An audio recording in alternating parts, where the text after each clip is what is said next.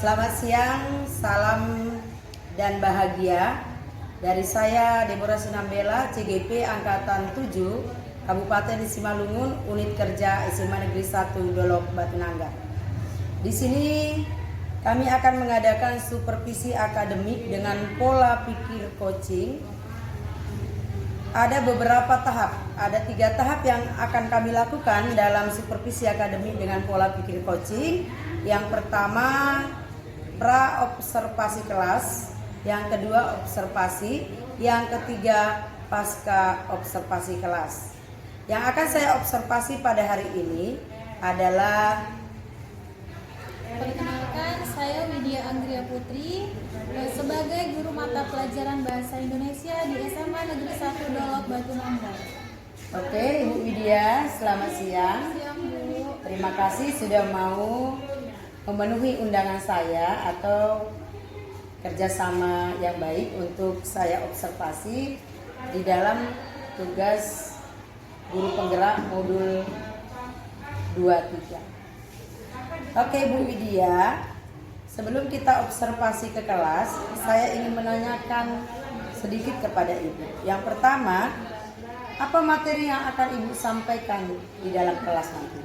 Jadi materi yang akan saya sampaikan pada hari ini yaitu mengenai teks biografi Bahasa Indonesia kelas 10. Oke Bu, oke. Tes biografi di dalam bahasa Indonesia. Apa yang akan Ibu dapat atau tujuan pembelajaran dari pembelajaran yang akan Ibu lakukan di kelas nanti? Adapun tujuan pembelajaran dari materi teks biografi kelas 10 Bahasa Indonesia yaitu yang pertama, di sini diharapkan siswa mampu menyebutkan atau memahami ciri-ciri dari teks biografi. Kemudian yang kedua, di sini siswa diharapkan atau mampu memahami apa saja struktur dari teks biografi. Kemudian yang ketiga, di sini siswa diharapkan mampu menjelaskan atau mengetahui bagaimana pola penyajian teks biografi hingga nanti dia mampu untuk menceritakan kembali teks biografi dari yang sudah pernah dia baca dengan menggunakan bahasa dia sendiri. Oke Bu, terima kasih. Itu adalah tujuan pembelajaran. Sekarang pertanyaan yang berikutnya Bu, area pengembangan yang hendak Ibu capai.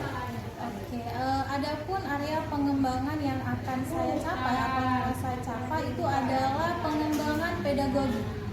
Jadi di mana di sini melibatkan keaktifan siswa, kemudian bagaimana penguasaan kelas di dalam kelas, melibatkan siswa, dan kemudian di sini saya menggunakan metode pembelajaran discovery learning.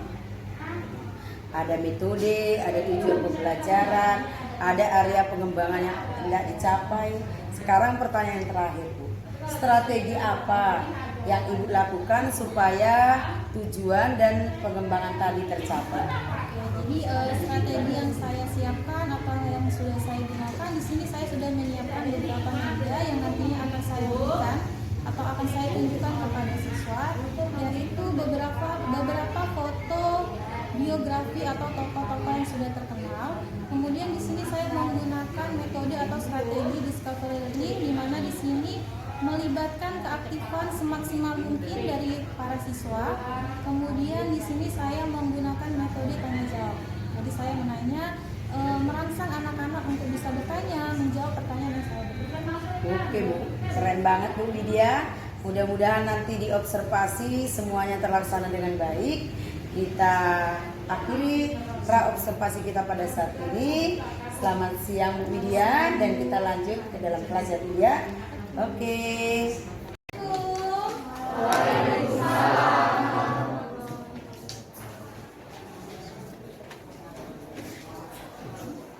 Oke, saya ulang.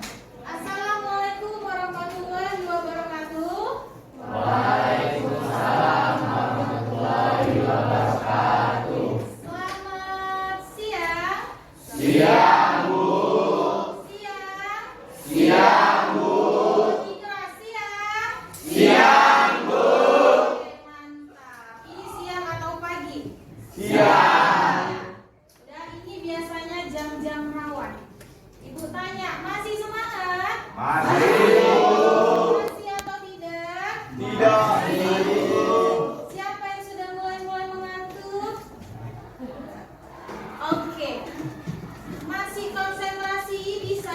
Bisa, Bu. Perlu Ibu tes konsentrasinya? Perlu. Perlu kita cek konsentrasi boleh? Boleh, Bu. Oke, udah. Kita main tepuk tangan. Ketika saya bilang tepuk 1, berarti kalian tidak menepukkan tangan.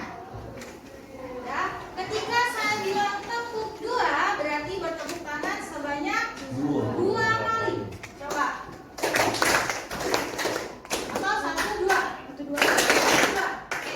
Nah, ketika saya menyebutkan tepuk 3, berarti 3 kali. 3 kali. 1, 2, 3. Ingat, yang tidak ditepuk berarti tepuk berapa? 1. Oke, bisa? Latihan dulu. Bisa, Bu. Oke, tepuk 1. Nah, 2. tepuk 2. Tepuk 3. Tepuk 2. Nanti saya semakin cepat ya. Konsentrasi. Bisa? Kita mulai. Oke. Tepuk 1. Masih baru udah tidak konsentrasi. Tepuk 3. Tepuk 2. 2. 3. 1. Apa itu? Yang lagi. Tepuk 1. Iya. Ya. Tepuk 1. 2. 3. 2. 1. Siapa yang dulu? Oke. Udah. Sekali lagi. Ini baru ya. Ini ketika saya namaku adalah nama sebelahku. Namaku adalah nama sebelahku. Jadi ketika saya tunjuk Cita, berarti dia tidak menyebutkan nama Cita, tapi nama siapa? Bisa? Di sebelahnya ya. Kanan. Oke. Berarti belakang aja. Ya. Oke, bisa? Bisa? Mau berarti ke depan. Jangan terus selesai saya tahu. Ya? Oke, ketika saya menunjuk kamu, berarti kamu bukan menyebutkan namamu, tapi nama siapa? Nama sebelahmu. Bisa? Oke, saya tunjuk ya. Kanan. Oke. Jonathan, siapa yang saya bilang kanan? Pas, oke.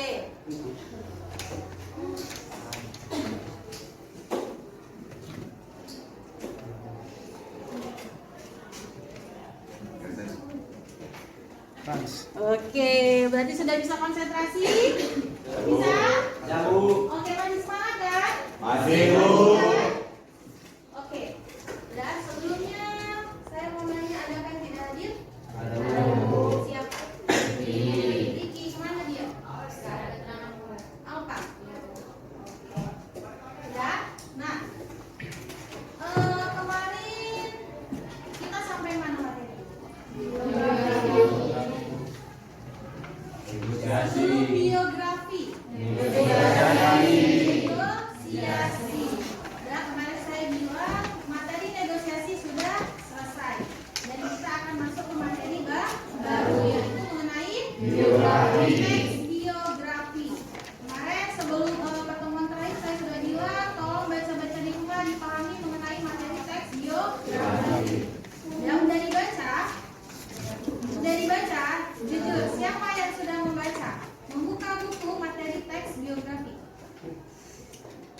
Oke, mantap.